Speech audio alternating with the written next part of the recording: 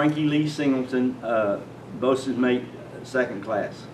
Good people. Of course, like anything, you know, we had experiences in Vietnam where we had to take Thai troops. We'd go to Bangkok. We did that 3 different times. Went to Bangkok and picked up Thai troops and then took them up the Saigon River.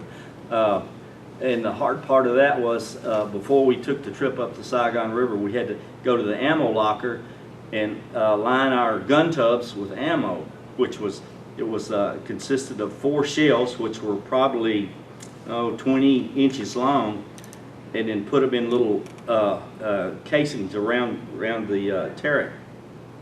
And then I was the second loader, which is on the deck.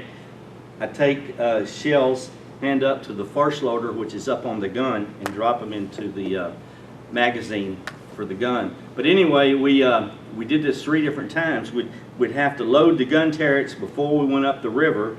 Coming down the river, we had to unload the turrets and then to go back to the magazines, which it was quite a job, but it was exciting. We had, I think it was 4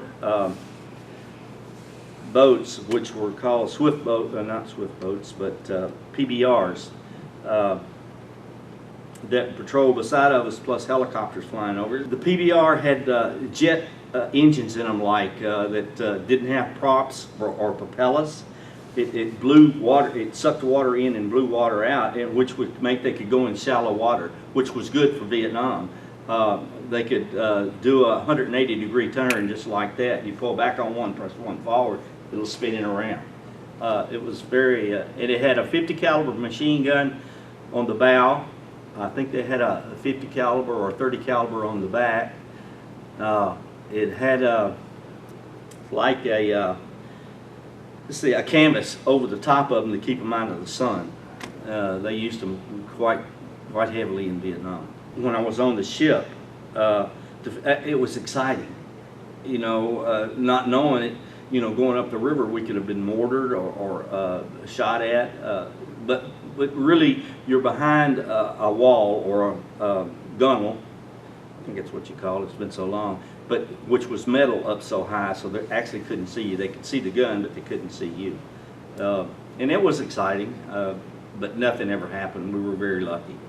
We did it 3 different times. I think our cruise was like 8 months long, and we actually when we first got there, went to Da Nang, anchored out in the harbor, shipped boats in to the harbor to Da Nang from the ship. And then we went to Cam Ranh Bay, which is about halfway between North and South Vietnam, pretty close to the demilitarized zone.